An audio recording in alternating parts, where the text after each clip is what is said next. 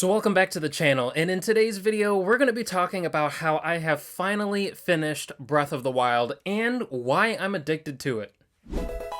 If you haven't subscribed yet, consider subscribing because on this channel we talk all things from video games, comic books, anime, Pokemon, so much. So make sure you subscribe so you don't miss another video like this.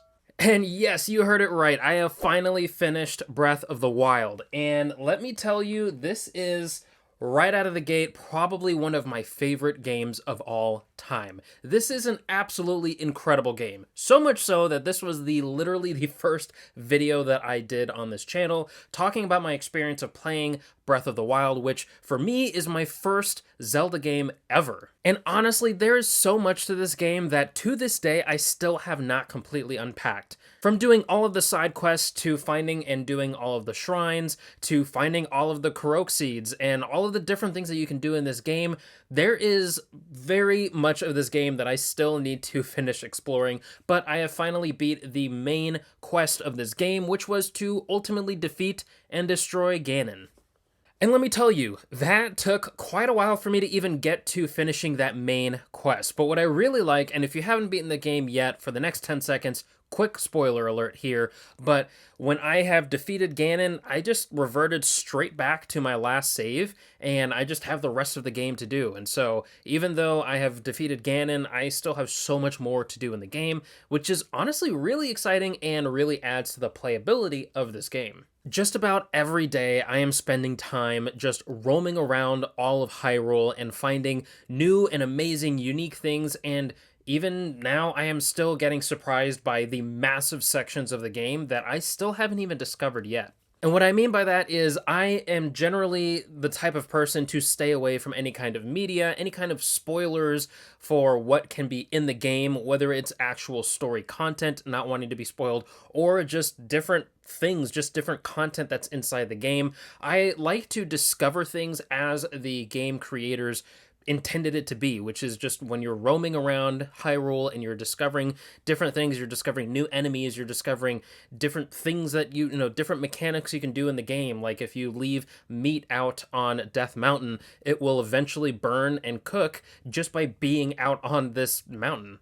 And so because I like to explore and learn new things and discover new things by just experiencing the game, I try to stay away from different YouTube videos and different strategy guides that if I read too far into the guides, then it can help spoil certain things for me. So I try to stay away from those things. And so to this day, I'm still getting surprised by massive things that just blow my mind. And one thing that got accidentally spoiled for me is that there's apparently a gigantic maze in this game, like a literal maze that you can walk through, and your whole objective is to get to the center of the maze. And there's apparently not just one of them, but supposedly there's 4 of them in the game, and I haven't even come across one of them yet. So it's apparently, not a very big plot detail since it had nothing to do with the main quest. So it's not like it spoiled anything for me, but it's just one of those things that I like to discover on my own. A perfect example of discovering something that was pretty big, but just discovering it on my own, was Eventide Island. And that was an amazing shrine quest that just blew my mind because I eventually come to this island that I can see far off in the distance, and I'm wondering how to even get there. And quick side tangent, it's actually really cool how there's multiple different ways that you can solve any kind of puzzle that you're working on. And so in trying to get to this island, there's a bunch of different ways you can get to it. I mean, if you have a lot of stamina, then you can just paraglide straight over to the island. Or you can use a raft. Or you can do what I did, which is probably the longest method, and just use the ice blocks to climb all the way over there. But anyways, I arrived to this island, and so all of the amazing stuff that I worked for, like all of my armor and my Master Sword and my Hylian shield, everything was taken away from me, and I had to experience this island without anything at all. I literally had nothing, and my first weapon was, of course, a tree branch. And so ultimately, completing that shrine quest was amazing because it was really fun going back to the basics and just discovering that there is a place in this game that does such a big deal, like stripping all of your stuff away only to get it back when you're done. But then also, once I completed it, I realized that this was only one of 42 different shrine quests in this game. And so that blew my mind because to me, this feels like a really fun, sort of one-off thing, but there's apparently 42 different shrine quests, and while they might not all be the same, they all have their own different things going on inside these quests, and so it's just amazing and blows my mind that to this day I am still discovering huge sections of the game and different gameplay mechanics that just I wasn't even aware of. And I really enjoy that about the game, because the game sort of holds your hand in the first, tutorial section and, teaching you different things, but it doesn't hold your hand in a very obvious way. And so you're learning the game mechanics of going to different shrines and going to shrines and learning that you can get different things from the shrines. Like in the tutorial section, you're getting your different runes, and later on shrines are still important because you're going to need to complete those to get more heart containers or to increase your stamina. And so you're learning these things in the tutorial section, but again, not in a very hand-holdy obvious way.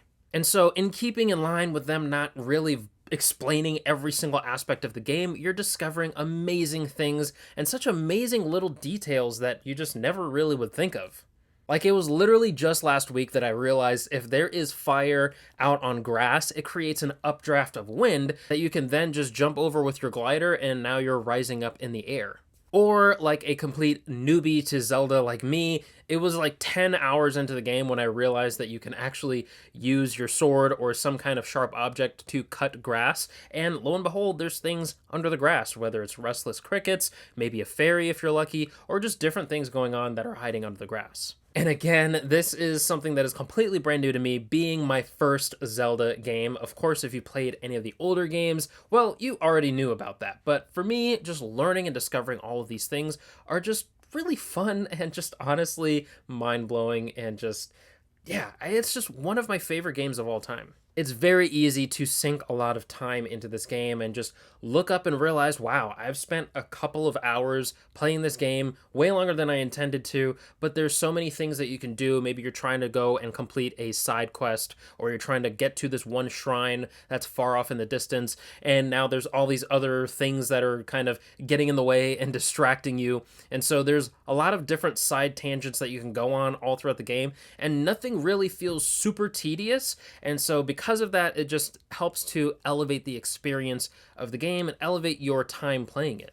And the story is incredibly simple yet very complex, and so I really enjoy the fact that the story can really be told in a matter of like 60 seconds. And so you can really get a understanding of what happened to the kingdom, what you need to do in the game, and what the ultimate end goal of the game is. And you can figure all of this stuff out and describe it to anybody else within a matter of, like I said, like 60 seconds. And so because of that, it's very simple. It's very easy for anybody to understand what you're trying to do in this game, but it's also very complex because now you can understand the backstories of all of the different champions that have fallen, or any of these other side characters that are in the game, and the different side quests. There's different side quests that can kind of get really engaging. Not to mention all of the diaries and the text that you can read to get a lot more background on either the different places that you're going to or the different characters you're interacting with.